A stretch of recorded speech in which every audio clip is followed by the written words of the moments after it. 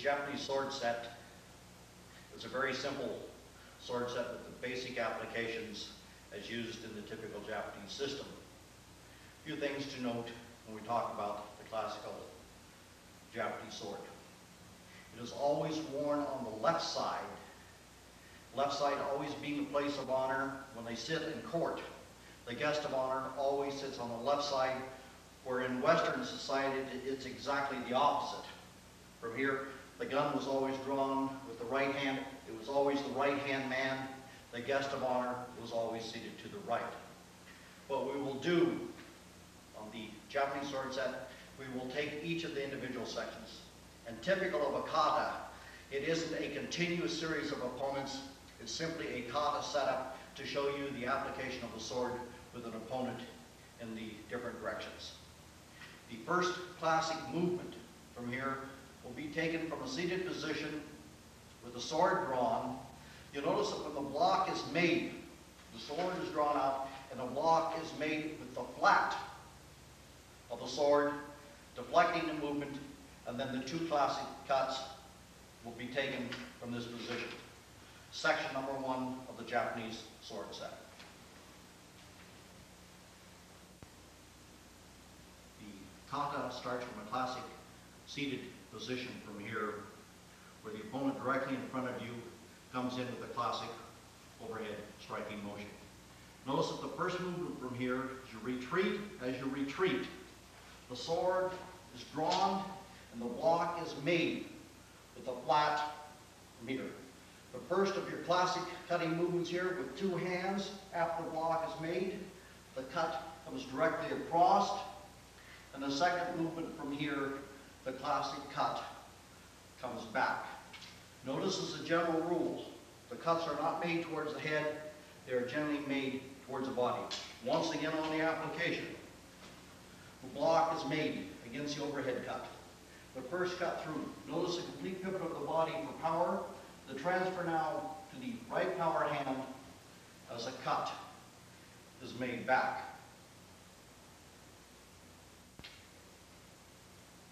In the second section now, you have a classical situation where the opponent will be behind you.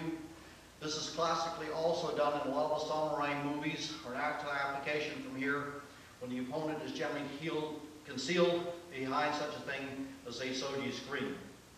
Once again, I will take the first section and then make the continuation into the second. So your motion from here, first, the cut and the cut.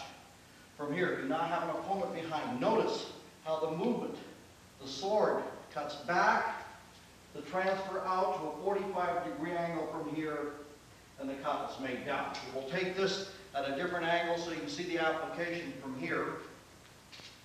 The opponent approaches directly from behind, the cut is made directly back from here. Stepping out, the cut is made now down. Notice catching the arms from here on the neck.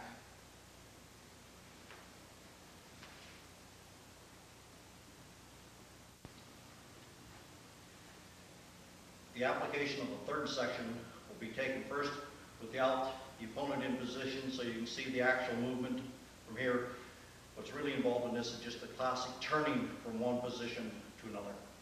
Taken from the second section from here, which was the cut back, pivot, and the strike over. The classic movement here, turning away from the opponent without the opponent stepping in on this particular one, the pivot, the turn, and the cut back. This time taken with an opponent from exactly the same position. As I move away, the opponent will step in to show you the relationship of the opponent. Position 1 and the cut. From here, you have the opponent advancing from here, from your backside, the classic turn, the pivot, and the cut is made.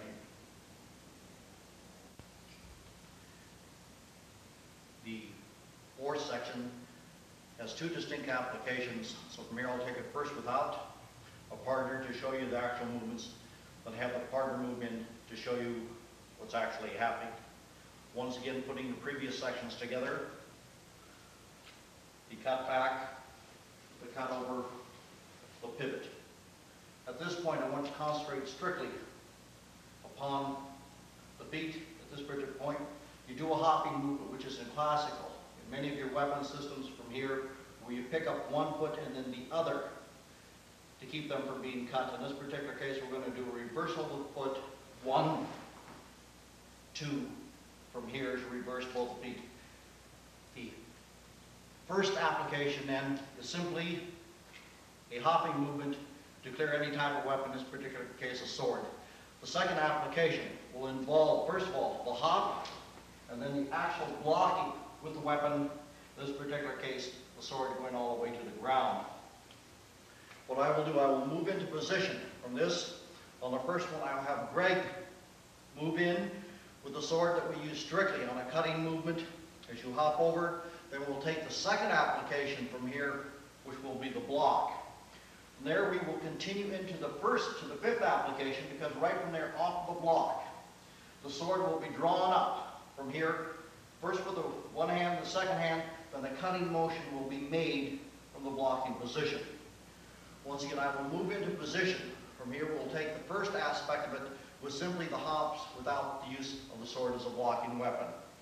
1, 2, the cut is around from here. Just taking the sword out completely from here. The first thing I want to do is the cut is made, I want to get this foot back. So we do, I'm going to withdraw both these. So as the cut is made, moving back away from the opponent.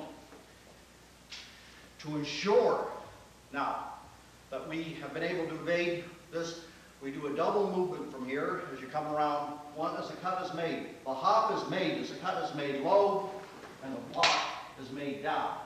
Notice in this particular case from here then, I bring both hands up from here under the weapon. The cut is then made with both hands. I will repeat this section without the opponent now that you have seen the actual applications. You're moving from here. 1, 2, 3.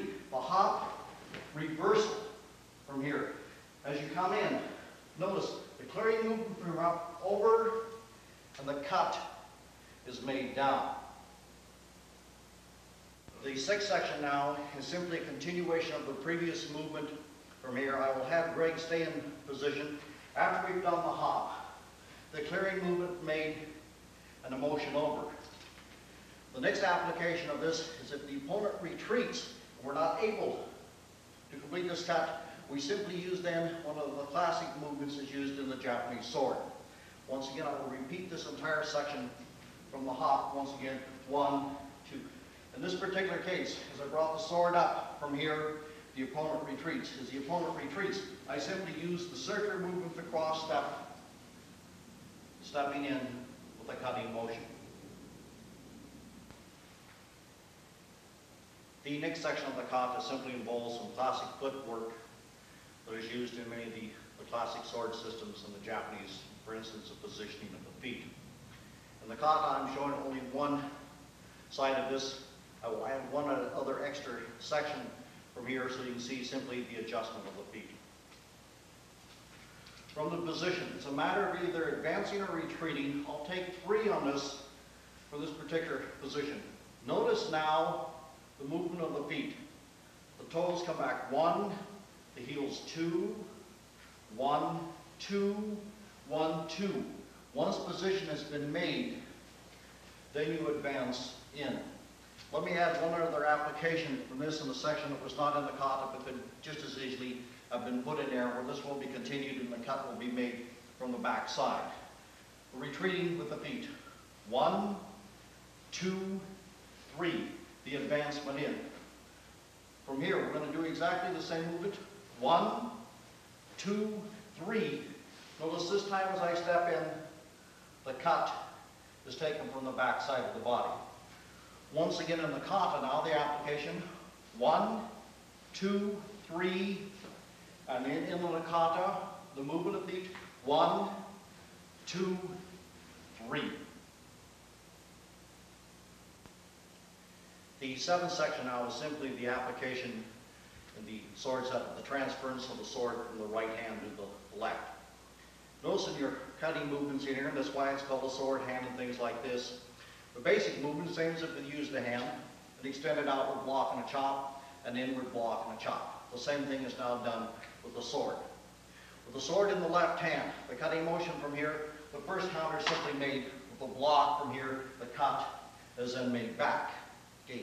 The second application from here, from this position now, the cut comes from the other side. So notice, the block is made and the cut is made back. Your next movement from here is simply a clearing motion. From here as you come in, it begins any type of a weapon type of movement from here. I simply have Greg in position from here with the sword in position as it's coming down. Notice from here as I cross in, a block and cutting movement from here. So what we've had now, I'll have it taken without an opponent, but simply the opponent standing in position from here, a block and a cut, a block and a cut. Notice the clearing movement, the cut, and in.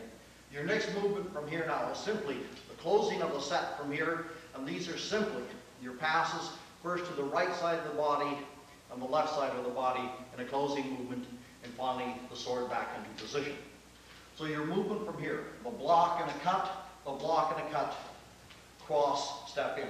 The left foot now draws into position from here as we start our classic cutting moves. It can pass either to the right or the left side of the body. And demonstration from here, I'll take as it crosses the body. Coming back to position. 1, 2, 3. Notice at this point from here, the right hand once again gains control of the sword, and the sword is simply brought back to position. Once again, that entire section taken by itself. The block and the cut, the block and the cut. The clearing movement in the cut. The left foot drawing back into position from here. 1, 2, 3. Complete the movement. The sword now, once again, returns to its position. The breakdown of the Japanese sword, quite simple in its basic movements from here. We'll use this as a comparison as we get into the more circular movements, the continuous movements that we get into the Chinese systems, particularly the aerial movements, the rolling, and the continuous movement, whereas in the Japanese, you'll notice there are so many points where you actually come to a pose position from here and then continue the attack. This ends then the breakdown, the demonstration of the application of the Japanese sword set.